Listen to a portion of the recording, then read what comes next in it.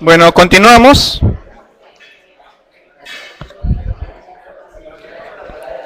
A ver, empezamos chicos, empezamos. Pregunta 51. ¿Cuál de las siguientes sustancias... A ver, silencio. Ya. A ver, hemos descansado bastante, así que por favor, si nos ayudan. Gracias. ¿Cuál de las siguientes sustancias que pueden provocar accidentes oculares suele producir lesiones de mayor gravedad? ¿Clave? Hay que tener en mente que el traumatismo ocular es la segunda causa que requiere atención oftalmológica en niños. Es más frecuente en varones y se asocia a actividades como juegos. Es importante también recordar que ante todo traumatismo o herida siempre se debe explorar en primer lugar agudeza visual de cada ojo con oclusión contralateral, ¿ya? Puede haber traumatismos palpebrales con equimosis, laceraciones palpebrales, laceración conjuntival y subconjuntival.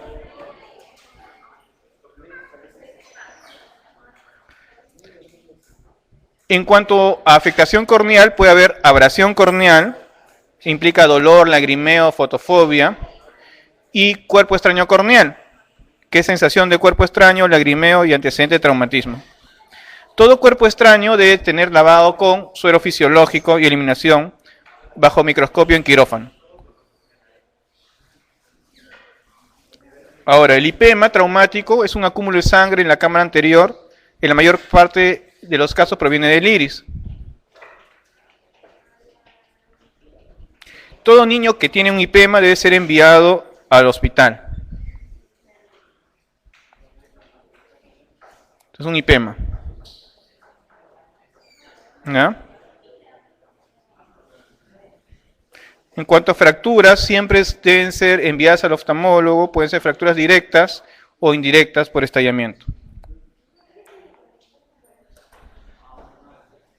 Fractura, ¿no? Cavidad orbitaria.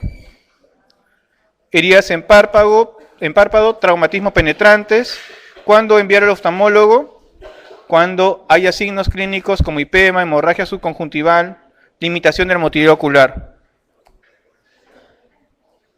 Aquí hay lesiones de párpado, ¿no? En cuanto a quemaduras, lo más frecuente es exposición a álcalis, ¿no? Los álcalis son los agentes que más daño pueden provocar a nivel ocular, ¿ya? Generalmente exposición a cementos, plásticos. El tratamiento debe ser inmediato. ¿Qué hay que hacer? Irrigación con lactato de Ringer, mínimo 30 minutos. Hay que exponer el fornis conjuntival.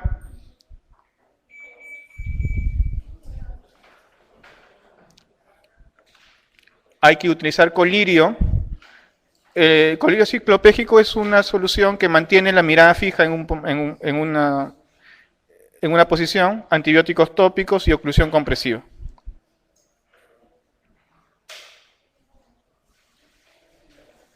Clave C. Usted atiende a un niño de 5 años con una herida punzante profunda en la mano provocada por la mordedura de un perro, vacunado hace 2 horas. La herida no presenta signo de flebosis. El niño tiene vacunas completas para su edad. Luego de realizar la limpieza inicial, ¿cuál sería la conducta más adecuada? ¿Clave? A ver. Lo primero, hay que definir los tipos de herida, ¿no? Limpias, ocasionadas con objetos limpios, limpias contaminadas, heridas limpias que no son tratadas oportunamente y pasan más de 6 horas, contaminadas, ocasionadas por objetos sucios e infectadas, son heridas contaminadas que no se ha realizado una buena limpieza. Las heridas pueden cerrarse por primera, segunda y tercera intención. Primera intención, bordes bien aproximados, buena reacción inflamatoria, cicatrización 7 o 9 días después de la intervención. Cerrar por segunda intención implica pérdida de tejido, intensa contaminación, los bordes se contraen para cicatrizar, no se suturan. Y tercera intención, heridas que se abren. Cuando yo estoy ante una herida y tengo que mirar el estado de vacunación. Hay una diferencia entre una herida limpia y una herida que no es limpia, ¿ya? Entonces, tenemos que mirar si está vacunado, si no está vacunado o tiene una vacunación incompleta. Si no está vacunado, tiene una vacunación incompleta o no se conoce el estado de vacunación, si el paciente tiene una herida limpia, lo que requiere es una dosis antitetánica. Pero si es una herida que no es limpia, requiere una dosis antitetánica más gamaglobulina, ¿ya? Si tiene una vacunación completa y tiene 10 años a más, hay que darle una dosis antitetánica, recuerdo, cuando ya pasó 10 años de la última dosis de antitetánica. Igual para otras heridas. Si está entre los 5 y 10 años, una herida limpia no se hace nada, pero si es una herida contaminada, sí hay que dar una dosis de antitetánica. Si es completa y menos de 5 años, no se hace nada, ninguna herida limpia, ninguna contaminada. ¿De acuerdo? Entonces, si yo tengo un paciente con una herida contaminada y tiene menos de 5 años, no hay que darle nada. Si tiene entre 5 años y 10 años, una dosis antitetánica, y si tiene más de 10 años, también una dosis antitetánica.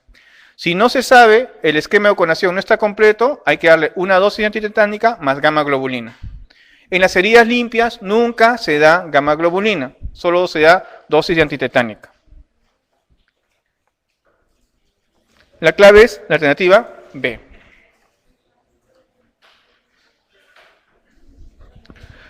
Pablo, de 9 años, presentó una herida cortante en la pierna izquierda. El certificado de inmunizaciones está completo para su edad. ¿Qué conducta adopta con este niño?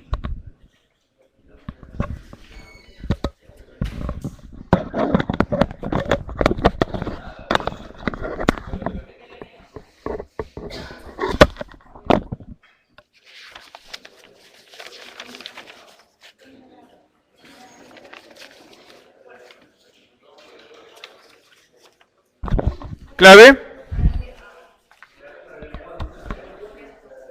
¿Limpiar la herida o limpiar la herida indica refuerzo de vacuna antitetánica? Aquí hay que acordarse de este cuadro, ¿no es cierto? Hay que acordarse de ese cuadro, ¿no? ¿Qué cosa tenemos cuando tenemos una herida limpia? ¿No? Si está vacunado completamente, ¿ya? Entonces hay que mirar qué estado está. Si es una herida limpia y está vacunado completamente y tiene más de 5, pero no menos de 10 años, nada. Si fuera una herida contaminada, habría que ponerle una dosis de antitetánica. ¿Qué edad tiene el paciente? 9 años. Por lo tanto, su última dosis es menos de 10 años. Y es una herida limpia. Por lo tanto, no hay que colocarle nada. Solo limpias la herida. Clave A.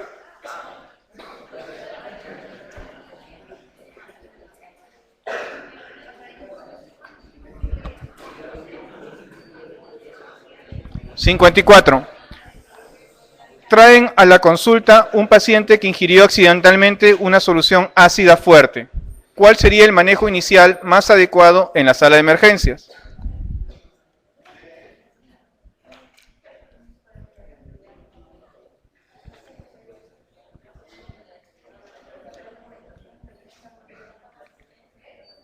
¿Clave?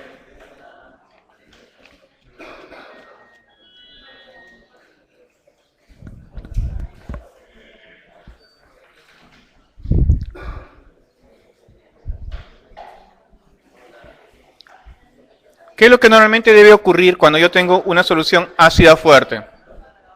Generalmente típico ácido clorhídrico, ¿no? Que se ingiere. El ácido clorhídrico puede provocar ¿qué cosa?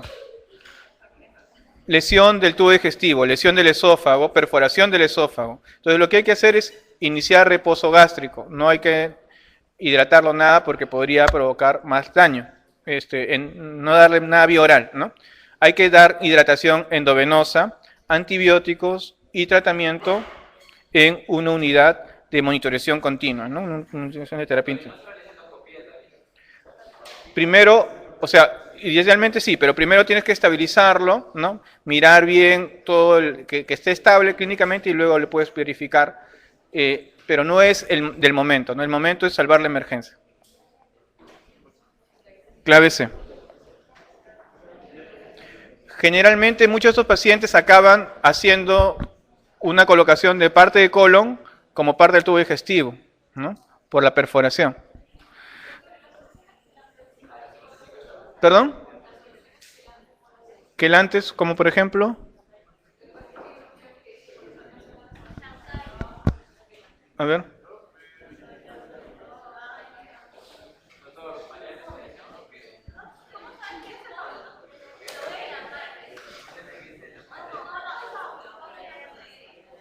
A ver, dime. David. Dedo. Colocar una sonda nasogástrica para lavado con solución. No puedes colocar una sonda nasogástrica. Es más, está contraindicado porque tú tienes la sospecha de que hay una perforación.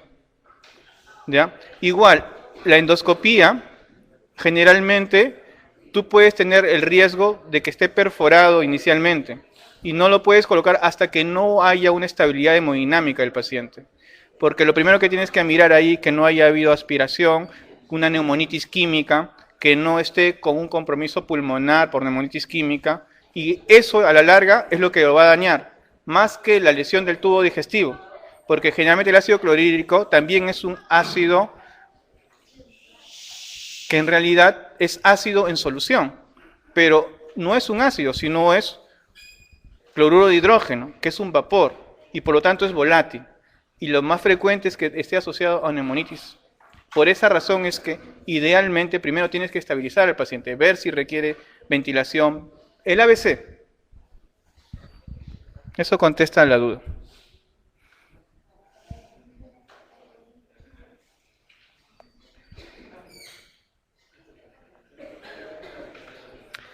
A ver, un paciente de 11 años ingresa a la guardia de un hospital presentando un cuadro de ebriedad acompañado de alucinaciones. En el examen físico presenta como dato positivo una frecuencia cardíaca de 180 por minuto y los exámenes de laboratorio muestran anemia y leucopenia. ¿Qué sustancia de abuso es más probable que haya usado?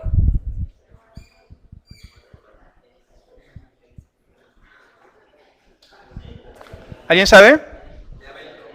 Terocal, ¿no?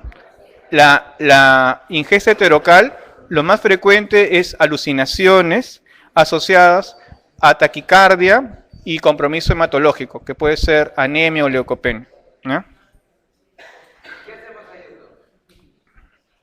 Ya está intoxicado, ¿no? Hay que esperar a que baje, hay que, si es que haya soporte, ¿no? Si hay compromiso hepático, manejarlo, si hay compromiso renal, manejarlo, pero ya está intoxicado.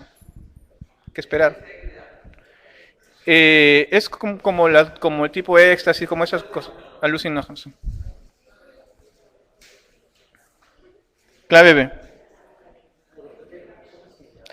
Un niño de 3 años sufre un politraumatismo con fractura expuesta de tibia. Presenta vacunación con cuádruple a los 2, 4 y 6 meses. Y no constata refuerzo a los 18 meses. ¿Cuál es la conducta más adecuada?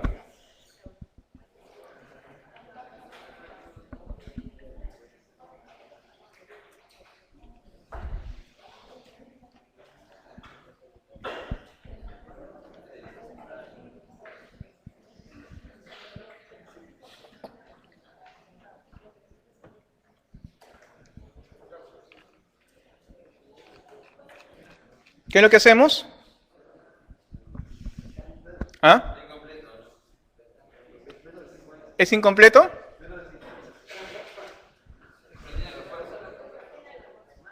Ya. ¿Es incompleto o no es incompleto? ¿Ah? ¿Cuáles son las dosis de la vacuna de DPT? ¿Cuántas dosis son? ¿Ah? ¿Cuántas dosis son la vacuna de DPT? 3 dosis, ¿no es cierto? El refuerzo lo utilizas, pero o sea, la vacunación son 3 dosis. ¿De acuerdo? Entonces, para decir vacunas completas tiene que tener sus 3 dosis, sobre todo en los primeros 5 años de vida. ¿Ya? Tienes 3 años. Entonces, ¿lo consideras que está vacunado o que no está vacunado? Sí está vacunado, ¿no es cierto? Ahora, ¿es una herida que es una herida limpia o contaminada? O sucia. Probablemente no es una herida limpia, ¿no? Entonces, lo que vas a necesitar es colocarle, de todas maneras, una dosis de DPT, ¿no?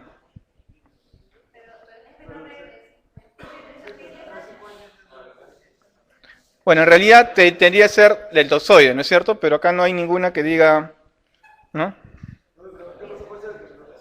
¿Ah? ¿Perdón? No, es que a los 5 años tú no le pones nada si tu herida es limpia.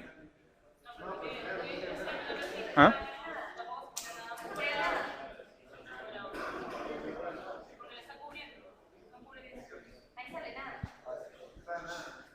Ah, tiene razón, es nada, ¿no? Ujú.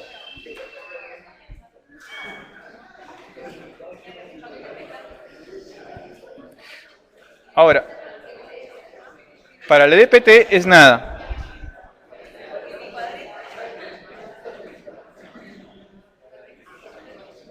Pero, a ver,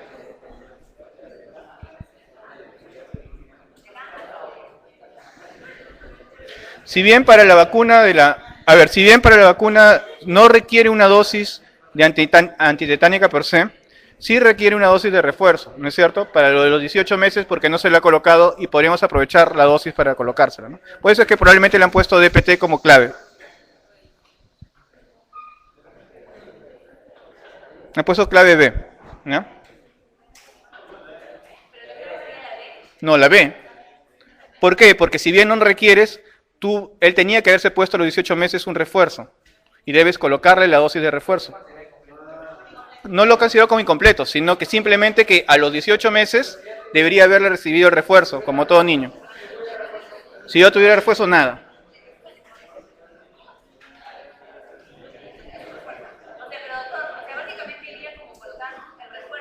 El refuerzo, nada más. Pero no es porque, no es como antitetánica, no. Exacto.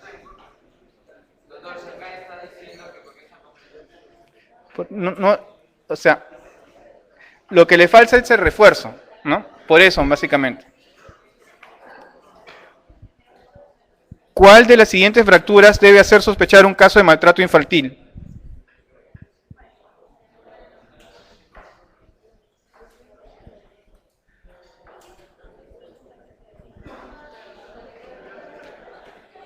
Maltrato infantil tiene algunas características específicas, ¿no? Por ejemplo, lo más frecuente es a nivel de fondo de ojo, hemorragia retiniana en puntos, ¿no? Es el síndrome del niño que es amaqueado. Y a nivel de brazos, fractura de húmero que no está en el cóndilo, no supracondilia, sino en la parte de la diáfisis, ¿no? Entonces, eso es alto riesgo o alta sospecha de maltrato infantil.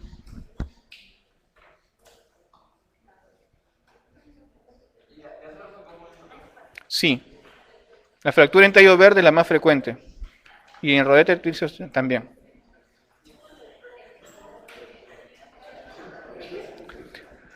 Llega a la guardia Matías, de 18 meses de edad, que está cursando con una gastroenteritis aguda. La madre comenzó a hacerle tratamiento casero dándole una infusión cada 3 horas. A ver. En el momento de la consulta se lo ve excitado, con llanto persistente, irritación digestiva y respiratoria. ¿En cuál de las medicaciones caseras se debe pensar?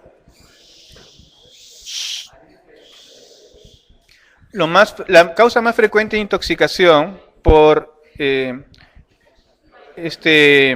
infusiones es el anís estrella. Ojo que no es el anís normal, ¿no? Si es un anís más grande, como bolitas, estrellado, ¿no? Y que puede causar convulsiones en niños, incluso, ¿no? Puede causar irritabilidad, llanto persistente, signos de hipertensión endocraniana inclusive, ¿no? Clave D. Juan, de 14 años, consulta por mordedura en el brazo de su mascota, una iguana. ¿Qué tratamiento indicaría? Clave. Toda mordedura, ¿ya? Es una lesión altamente contaminada. La boca tiene gérmenes gram positivos, gram negativos y anaerobios, ¿no? Entonces, una cobertura amplia es recomendable. Para vía oral, lo más usado es amoxiclavulámico. Y si fuera endovenoso,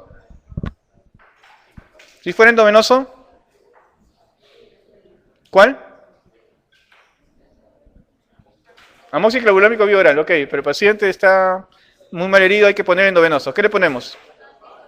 Ampisulbactam, ¿no? Que es lo mismo que amoxicilina clavulámico, pero en forma endovenosa.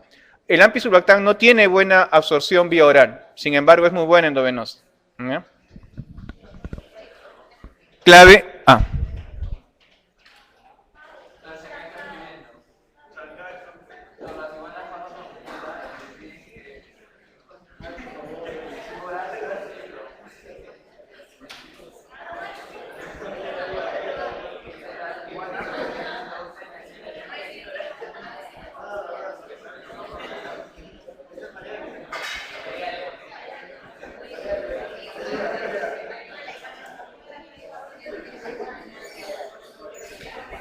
Cualquier mordedura, uno tiene que cubrir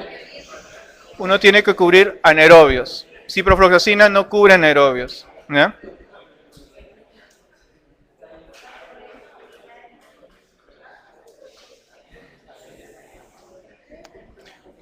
Usted recibe en la guardia a un niño de 7 años que sufre una caída del balcón de un primer piso. ¿Cuál es el triaje radiológico inicial que debe solicitar?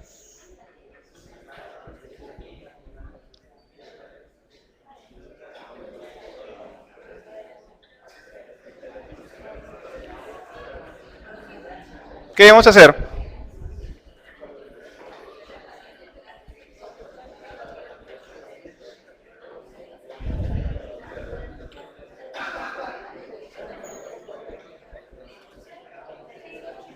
¿Clave? ¿Clave? ¿Nadie? ¿Ah? ¿Qué debemos pedirle siempre cuando tengo un paciente que me viene con una caída?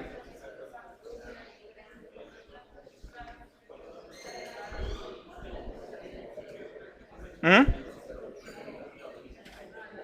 ¿Qué es lo que tenemos que pedirle siempre? ¿Cráneo le pedimos? No. ¿No? ¿Cuáles son las 3 radiografías que siempre tenemos que pedir? ¿Cuáles? Pelvis, tórax y ¿qué columna?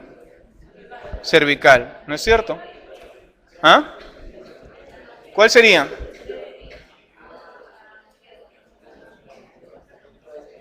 ¿Ah? Tenemos que pedir columna cervical frente, perfil, tórax frontal y pelvis frontal. ¿De acuerdo? Clave. Sí.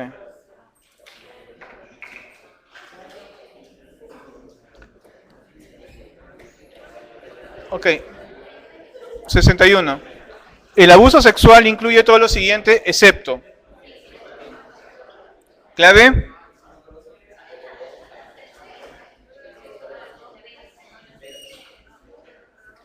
¿61, clave?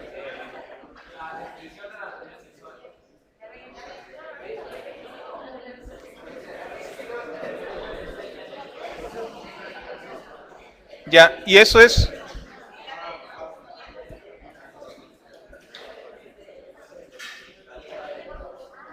¿Qué tiene que ver para que hablemos de abuso sexual? Sí.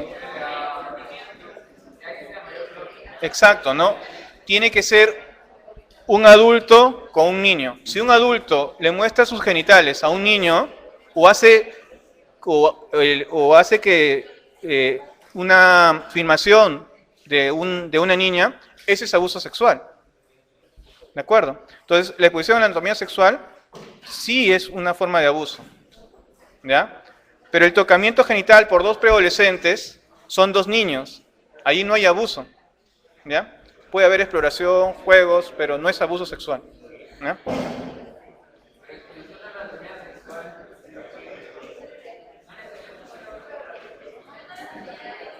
Clave B. 62. A ver, silencio. El aporte calórico mínimo para un desnutrido severo, a ver, en fase 1 o transicional es de 80 calorías por kilo. ¿De acuerdo? ¿Por qué? Acuérdense que el desnutrido severo o kwashiorkor es un paciente en estado de emaciamiento. Entonces, todos sus órganos están deteriorados. Generalmente, esos pacientes tienen una alteración a nivel hidroelectrolítica. ¿Cuál es la alteración que se ve hidroelectrolítica en un paciente con desnutrición severa?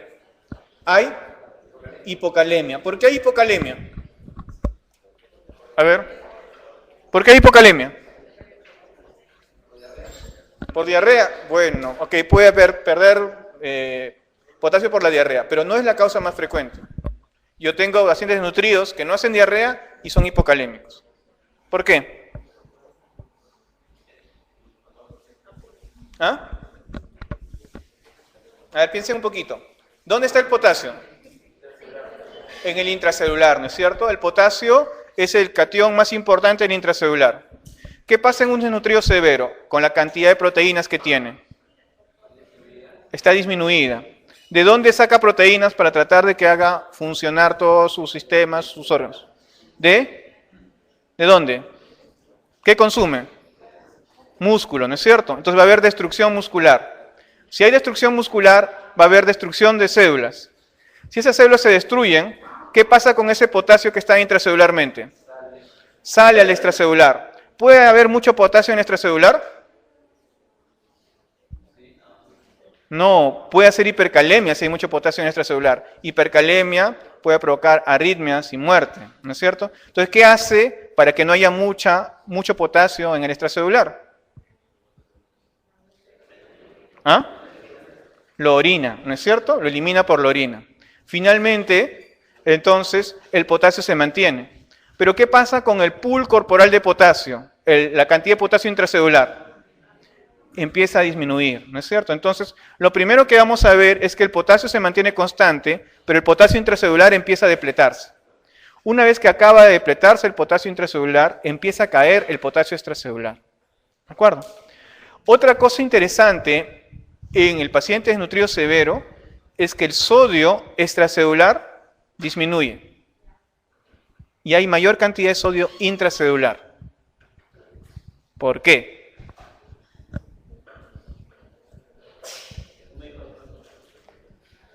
El sodio extracelular disminuye y hay mayor cantidad de sodio intracelular. ¿Por qué ocurre eso?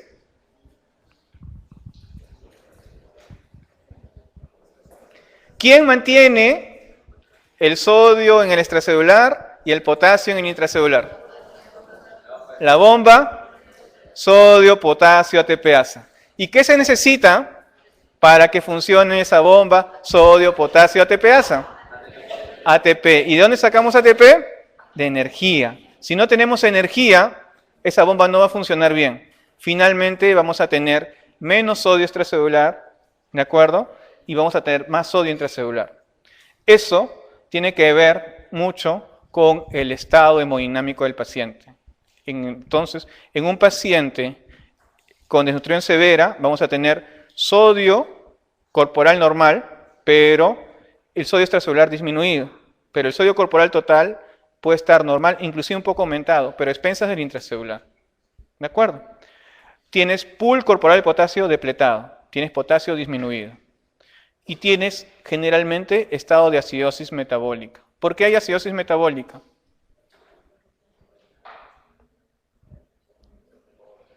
Porque hay disminución de la capacidad para formar ATPs.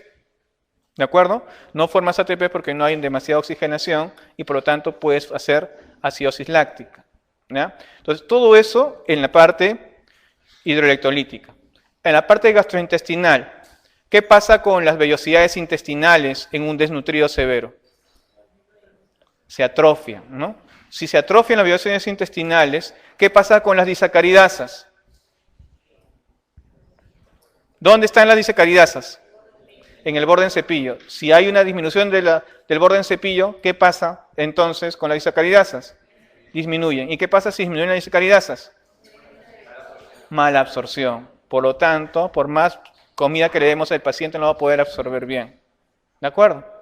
A nivel renal, ¿Qué pasa con la concentración osmolar? ¿Cuál es la concentración osmolar final? Al final de las asas de Henle, ¿hasta cuánto llega? La capacidad máxima de concentración, 1200 miliosmoles. Y eso depende de 50% de quién y 50% de quién. 50% de sodio y potasio y 50% de urea. ¿De acuerdo? La urea requiere metabolismo de proteínas. Si no ingerimos proteínas, no va a haber urea. Por lo tanto, esa capacidad de concentrar por la urea está disminuida. Y encima que tenemos poco potasio, la capacidad de concentrar de la orina va a ser menor. ¿Qué significa eso? Normalmente, si yo tengo una carga osmolar, cuando como algo, tengo una carga osmolar de 600 miliosmoles. Para esos 600 miliosmoles, si yo tuviera 1200 miliosmoles por litro, significa que en 500 mililitros podría eliminar esos 600 miliosmoles. ¿De acuerdo? Pero si mi capacidad de concentrar es la mitad, es 600, yo requeriría 1 litro para eliminar esos 600 miliosmoles. Es decir, si yo tengo una sobrecarga de proteínas, ese paciente le voy a generar una poliuria osmótica, porque no puedo concentrar. ¿No? Porque mi capacidad de concentrar del túbulo está disminuida. Moraleja, todo paciente desnutrido severo no puede recibir una sobrecarga de proteínas. Tiene que estar con restricción de proteínas al inicio mientras esté edematoso. 0.8 gramos por kilo de proteínas hasta que funde edemas. Y luego recién empezamos a progresar. No podemos darle una sobrecarga calórica porque no lo va a poder tolerar. Sus enzimas, sus mecanismos de acción no están preparados aún. Entonces tenemos que empezar en forma lenta. Por esa razón, la primera fase, que se llama fase de rescate, entonces su objetivo es evitar la muerte del paciente. Porque un paciente desnutrido severo no viene porque la mamá se da cuenta, uy, mi niño tiene signo de la bandera, o mi niño está con ascitis y por eso lo estoy trayendo, ¿no? No lo dice eso, ¿no? El niño viene porque tiene una complicación. O tiene una neumonía o tiene una diarrea. Una neumonía o una diarrea, sobre todo diarrea, en un paciente de ese tipo, alta mortalidad. Entonces, lo más probable es que ese niño, si no sabemos manejarlo bien, se nos muera. ¿Qué es lo que hay que hacer para estabilizarlo? Primero, vigilar todas las complicaciones que puede tener. Un paciente así puede tener hipotermia. Su tejido celular subcutáneo es pequeñísimo. Por lo tanto, no hay manera de regular temperatura. Está hipovolémico, porque como la presión oncótica está disminuida, su volumen circulante efectivo es pequeño. Todo el agua está en el intersticial. ¿De acuerdo? Entonces, muchas veces va a requerir soporte con un agente que pudiera ser que tenga presión oncótica, ¿no? Albúmina al 5%, ¿no? O si no hay cloruro, pero o sea, el problema de darle cloruro a un chiquito con desnutrición severa es que le estamos sobrecargando de sodio. Finalmente, hipocalemia, diarreas, infecciones.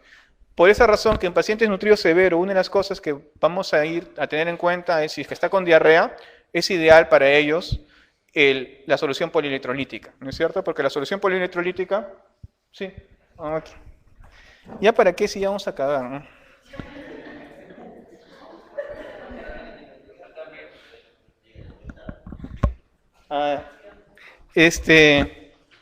La solución polielectrolítica tiene ¿cuánto de potasio? ¿Cuánto tiene? 20 miliequivalentes por litro, ¿no es cierto? 20 miliequivalentes por litro la solución polielectrolítica. Entonces tiene buen aporte de potasio. Por esa razón es que podemos usar solución polielectrolítica para tratar esos pacientes donde requerimos manejar hipocalemia al mismo tiempo que la acidosis metabólica. Ahora, el aporte de potasio en estos pacientes es alto. Puede llegar hasta 8 miliequivalentes por kilo día. Hay que tener en cuenta que el paciente orine, ¿no? Porque si no orina, le damos 8 miliequivalentes por kilo y se muere una hipercalemia. Pero lo más frecuente en estos pacientes es que se mueran de hipocalemia. ¿Por qué? Porque estos pacientes tienen potasio en 3, pero con acidosis metabólica. Si yo le corrijo la acidosis metabólica, ¿qué va a pasar con el potasio? Si está en 3. Va a bajar más, ¿no es cierto? Porque el potasio se va a ir al intracelular. Porque recuerden que en la acidosis metabólica, como hay mucha concentración de iones hidrógeno, el ion hidrógeno se va al intracelular y en lugar de esa carga positiva que se mete al intracelular tiene que salir una carga positiva, que es el potasio. Y por eso ese 3 es un 3 que en realidad es menos, porque tiene una hipercalemia compensatoria de esa acidosis, que en realidad no es hipercalemia. ¿De acuerdo? Entonces, si se nos ocurre, el paciente con acidosis metabólica, darle bicarbonato sin haber dado potasio, se nos va a morir. ¿No? Ok, una vez que lo estabilizamos, el niño sobrevive.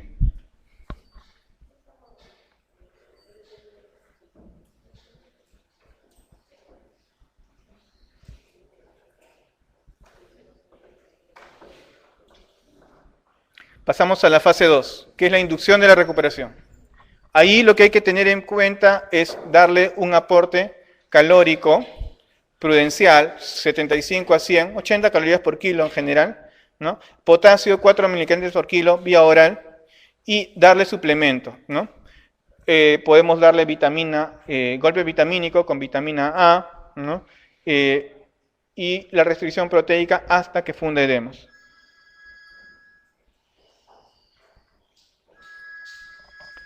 Entonces, la vitamina A se puede dar 50.000 unidades internacionales menores de 6 meses, 100.000 entre 6 meses a un año y 200.000 para mayores de un año. Ya en la fase 3, cuando ya se ha fundido edemas, es donde empezamos a aumentar el aporte calórico que puede llegar inclusive hasta 150 a 180 calorías por kilo y subir en forma progresiva el aporte proteico de 0.8 a 1 y a 1.5 gramos por kilo. Y el aporte potasio es de 3 milicalories por kilo. Para valorar el estado nutricional, nosotros tenemos índices, ¿no? El peso talla me evalúa ¿qué cosa? ¿Desnutrición aguda o crónica? Aguda, ¿no es cierto? Y entonces tenemos para evaluar esto. Pero sin embargo también nos ayuda el peso talla para evaluar sobrepeso y obesidad. Si el peso para talla es de 110 a 120, sobrepeso. Y si es más de 120%, es obesidad. ¿De acuerdo? Ahora, si evaluamos curvas, los percentiles normales están entre 10 y 90. Obesidad sí repasa el percentil 90. La otra valoración es con índice de masa corporal. Acordarse que por encima de 25 ya se habla de sobrepeso. Aquí estamos, ¿no? Mira, 25 a casi 27 es sobrepeso. De 27.9 a 29.9 es obesidad grado 1, 30 a 40 grado 2 y mayor de 40 grado 3. Es diferente a los adultos. En adultos, obesidad empieza con 30. ¿Ya? Sobrepeso es de 25 a 30 y más de 30 y ya es obesidad. En niños no. En niños empezamos obesidad con 27 a 29. ¿Ya? Esa es la diferencia.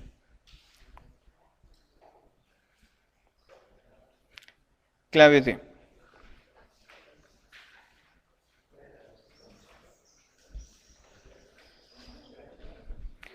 80 calorías por kilo es lo que habíamos conversado. 63. Niño de 2 años y 3 meses que ha crecido desde que nació hasta su control previo, hace un año, en el 25 percentil y ahora tiene un peso que corresponde al 120 percentil. 63 clave. Tiene un problema nutricional por exceso de calorías, ¿no es cierto?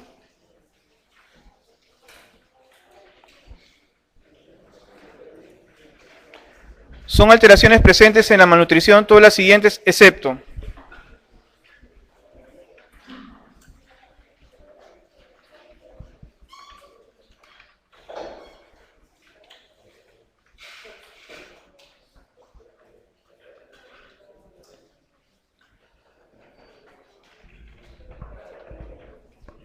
a ver, clave, ya les hice todo un resumen en la parte de fisiología de la nutrición crónica, así que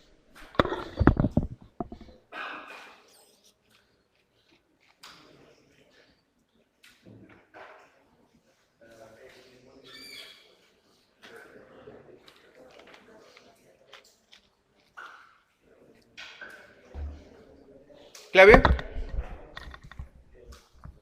B. de dedo. ¿Niveles plasmáticos bajos de creatinina? Sí, porque la creatinina depende de la masa muscular. ¿Aumento del agua corporal total? Sí, porque el agua corporal total ¿de quién depende? ¿De quién depende? ¿De la cantidad de? No. O sea, el agua corporal total depende de la cantidad de grasa que tengamos, ¿no? Mientras más masa, magra tenemos más agua corporal total. Si tenemos más cantidad de grasa, tenemos menos agua corporal total. Las mujeres, ¿qué porcentaje del cuerpo es agua corporal total? 50%, ¿no es cierto? El hombre es 60%. ¿Y por qué? Porque las mujeres tienen más grasa. ¿No? Bueno, no siempre, ¿no?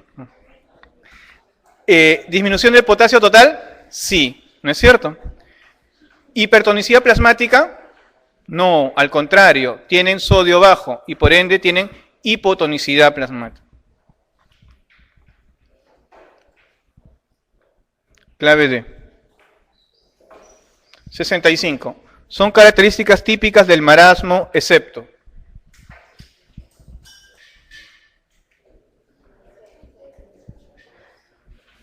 Clave.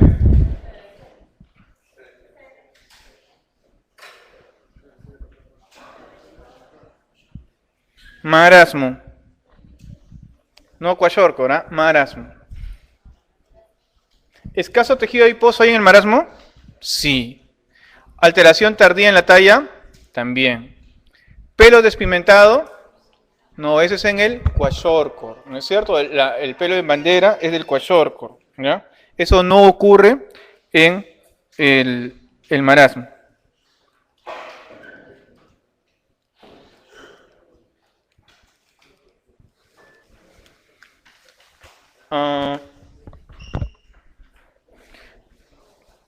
Clave C. En un estado de malnutrición, el panículo adiposo se consume en forma progresiva. ¿En qué lugar del cuerpo se consume en último lugar? En la cara, ¿no es cierto? El nódulo de Bichat. Por eso es que se ven los niños marasmáticos como carita de mono, ¿no? Con la carita chupada. Bueno, acá hay una diferencia entre marasmo y kwashiorkor. Acordarse que el marasmo ocurre siempre en niños menores de un año, el kwashiorkor después del año. Lo principal es que la afectación de la talla en marasmo es tardía, en el kwashiorkor es precoz. El tejido adiposo está disminuido o ausente en el marasmo, en el kwashiorkor está menos afectado. El pelo es ralo en el marasmo y en el kwashiorkor es débil y despigmentado por la disminución proteica. Y el kwashiorkor puede hacer esteatosis y hepatomegalia, el marasmo no. Clave E. Paciente de 26 meses con cuadro clínico de kwashiorkor, ingresa en mal estado general, shock hipovolémico secundario a diarrea aguda grave. Durante la estabilización hemodinámica, señale cuál deficiencia debe ser satisfecha en la fase de resucitación inicial del tratamiento de la nutrición. Potasio. Ya lo habíamos comentado. Concurre a la consulta una niña de 12 años y un mes, preocupada por su peso. La talla se ubica en el 50 percentil y el índice de masa corporal extrapolado a la adultez arroja 25.2. Antropométricamente nos encontramos frente a una situación de sobrepeso. Acordarse siempre, la obesidad infantil tiene complicaciones psicológicas, neurológicas, pseudotumor cerebral, cardiovasculares, dislipidemia, hipertensión, coagulopatías, endocrinas, diabetes mellitus, pubertad precoz, síndrome ovario poliquístico, musculoesqueléticas, renales, glomerulosclerosis, proteinuria, gastrointestinales, cálculos biliares, esteatosis hepática, apnea del sueño, etc. Y la prevalencia de sobrepeso en niños menores de 5 años en el Perú está aumentando. Fíjense, nosotros estamos entre los que tienen moderada prevalencia de sobrepeso, ¿ya? A nivel latinoamericano. Ahí estamos.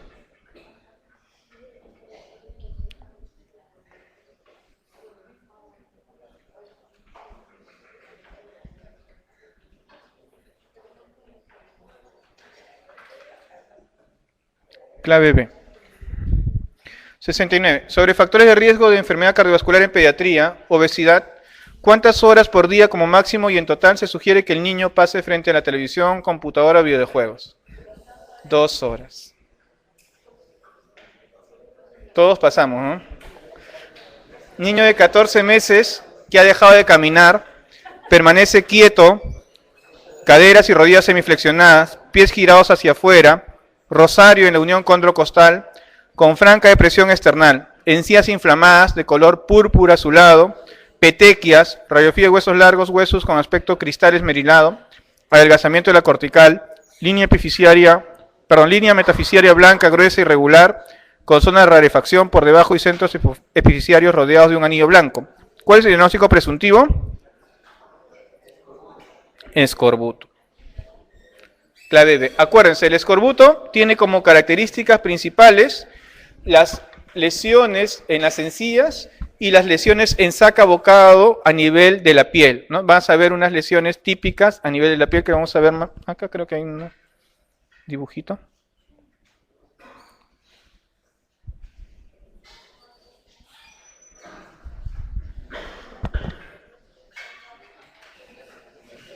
Mire, estas son las lesiones en sacacorchos o saca-bocado típicas del escorbuto.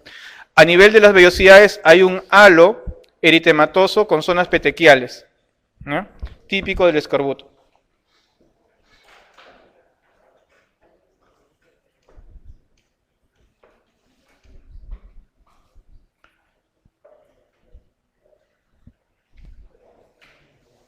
¿En qué nos quedamos? ¿Cuál pregunta?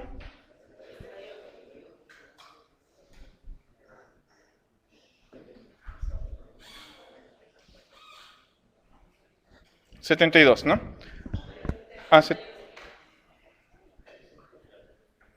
En la malnutrición de tipo marasmo hay disminución de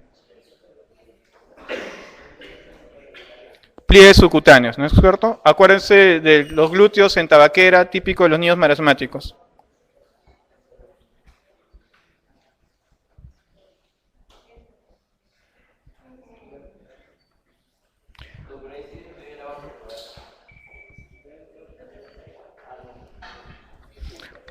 Un paciente de 6 años concurre a la consulta para control en salud. De sus antecedentes destacan residencia en medio socioeconómico desfavorable hasta los 3 años, periodo durante el cual debió ser hospitalizado en 3 oportunidades por deshidratación y desnutrición. Luego de esa edad fue incorporado a un ambiente urbano de nivel socioeconómico medio con cobertura de todas sus necesidades básicas. ¿Cuál es el indicador antropométrico actual más probablemente afectado? Talla para edad, ¿no es cierto? Porque la parte aguda ya lo superó. Queda con la parte crónica. Clave B. ¿Cuál de los siguientes parámetros de laboratorio es esperable encontrar en un niño con anemia ferropénica? Capacidad total de ligadura de hierro aumentada, ¿no? La proteína ligadura de hierro va a tener mayor afinidad por hierro, ¿de acuerdo?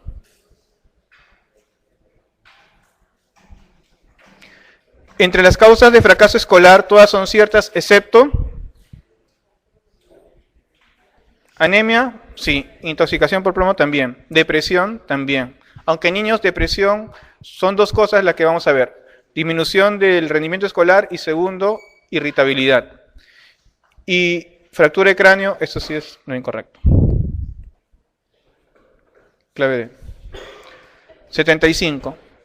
Intervención en prevención de la anemia ferropénica. Anótelo falso. ¿Clave? ¿Promover la ingesta de hierro? Sí. ¿Incentivar el consumo de tánidos y ácido fítico para mejorar la absorción de hierro? Al contrario, eso disminuye la absorción.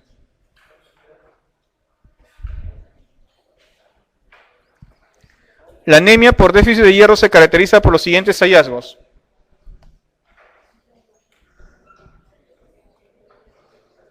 ¿Clave?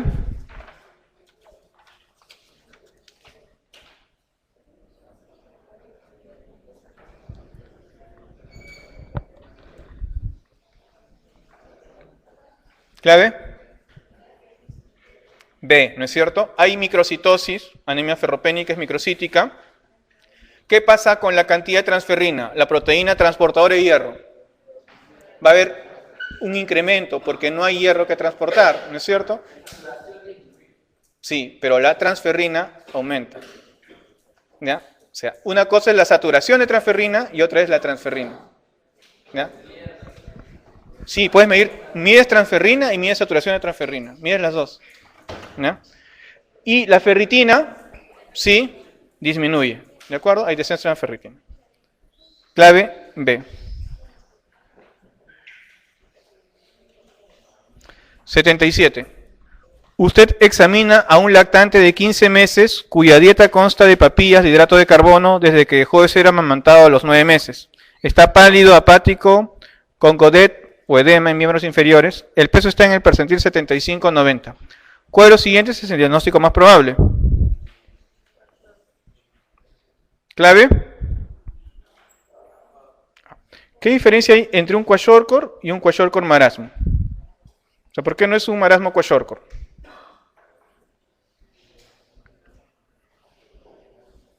Para yo diferenciar un kwashiorkor de un kwashiorkor marasmo, tengo que mirar primero el peso para la edad.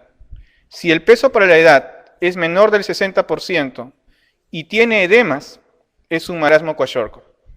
Pero si es un paciente que su peso para la edad está entre 80 y 60 y tiene edemas, eso es un kwashiorkor. ¿De acuerdo? En cambio, si yo no tengo edemas y mi peso para la edad es menor del 60%, es marasmo. ¿Ya? Esa es la diferencia entre marasmo kwashiorkor y kwashiorkor. O sea, un marasmo kwashiorkor tiene que ser un paciente edematoso y que tenga un peso para la edad menor de 60%. ¿Ya? En cambio, el kwashiorkor está entre 60 y 80. ¿De acuerdo? ¿Sí? Edemas. Diferencia entre marasmo kwashiorkor y kwashiorkor. ¿Ya? Recordar que el marasmo y el kwashiorkor son los extremos de todas las manifestaciones clínicas. No es lo más frecuente tener marasmo o kwashiorkor. ¿Ya? Si yo tengo paciente que tiene cerosis, manchas de Bitot, úlceras corneales, queratomalacia, estoy pensando en deficiencia de vitamina A. Bueno, beriberi está acá. Si tengo alteración en los ojos y párpados dolorosos y rojos, estomatitis angular, glositis en la lengua, queilosis de los labios, dermatitis escrotal, pienso en deficiencia de...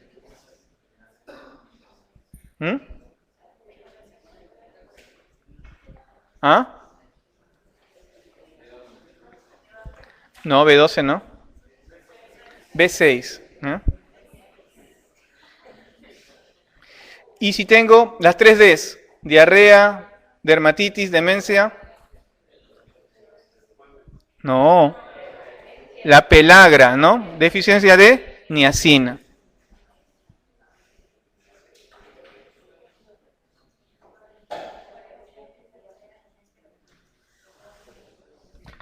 ¿Cuál es la principal función de la vitamina E? Antioxidante. El incremento de la oxidación de ácidos grasos es una característica de ayuno prolongado. Finalmente, en la deficiencia de vitamina A se presenta mancha de Bitot. ¿Listo? Ok. Nos vemos el próximo mes. Gracias.